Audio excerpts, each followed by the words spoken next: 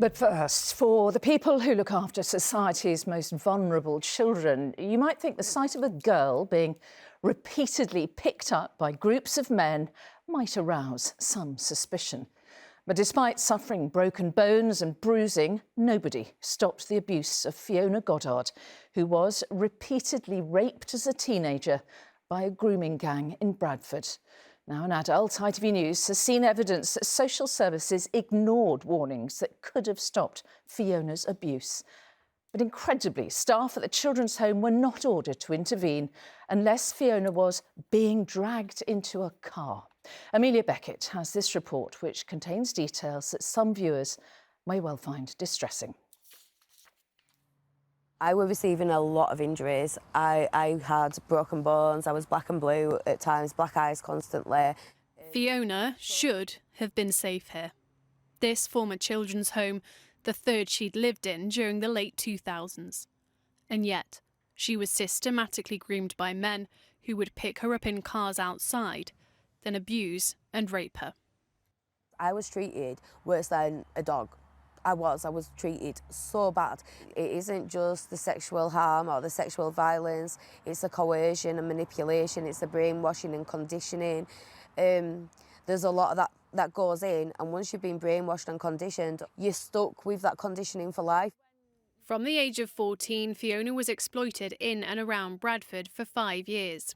These are some of the men who were jailed in 2019 for raping and abusing her and another girl. But now, speaking for the first time, a care worker who worked in the home where Fiona lived has revealed she reported some of those same men to police and social services as far back as 2010.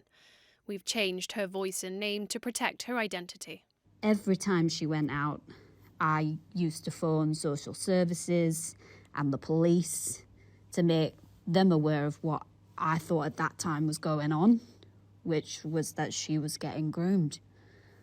I phoned that often. I actually got told in the end to stop phoning, and the police actually told me to stop wasting their time or I'd be in trouble for it.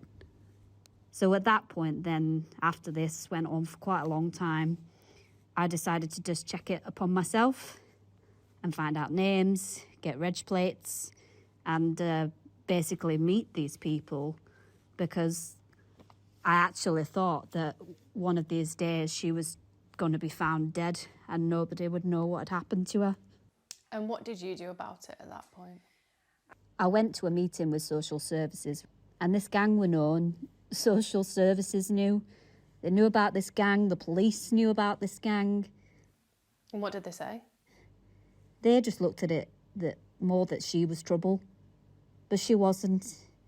She wasn't trouble, they were. She had nobody that looked out for her, nobody wanted to help. They just wanted to bury their heads in the sands as to what was going on.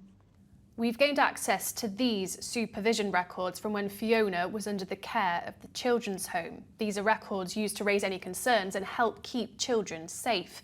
And yet they state that while Fiona was at a high level of risk from unknown males, the agreed intervention was not to report to the police unless there's a concerning change in behaviour or staff witness an incident, such as Fiona being dragged into a car. We showed those records to Fiona. She'd never seen them before now.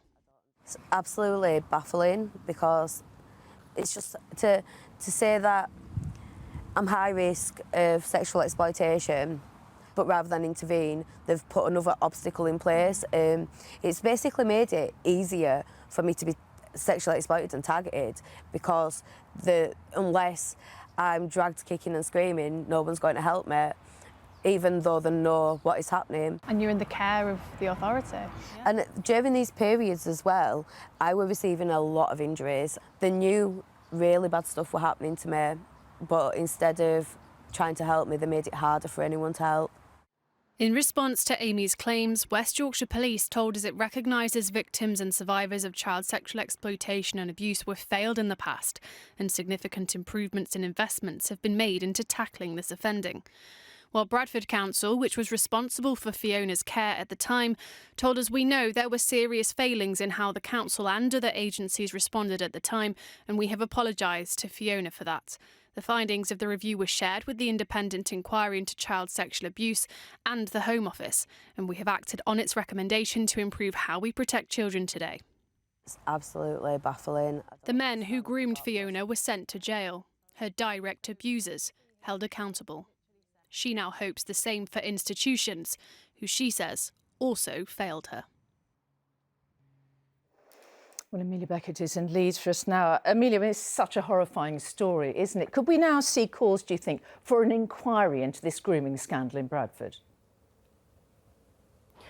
Well, Mary, there have actually been calls for a specific inquiry in Bradford for many years, but what we're seeing now that the government's announced this national inquiry is for that to have a specific look at the city. I recently spoke to one of the leading lawyers behind the inquiry into the Rotherham grooming scandal back in 2014, which found 1,400 girls were abused, and he told me he believes that the amount of girls groomed in Bradford could significantly dwarf that. That's why he wants this national inquiry to have a specific focus there. And certainly testimony like we heard from Amy in my piece adds pressure to that. Now, last week, the Safeguarding Minister, Jess Phillips, didn't respond to opposition MPs' calls for that specific focus on Bradford. But what she did make clear was that every person or institution who looked the other way will finally be held accountable, and victims and survivors like Fiona certainly hope that that will be the case. Amelia Beckett in Leeds, thank you. And for more on this story, go to our website, itv.com/news.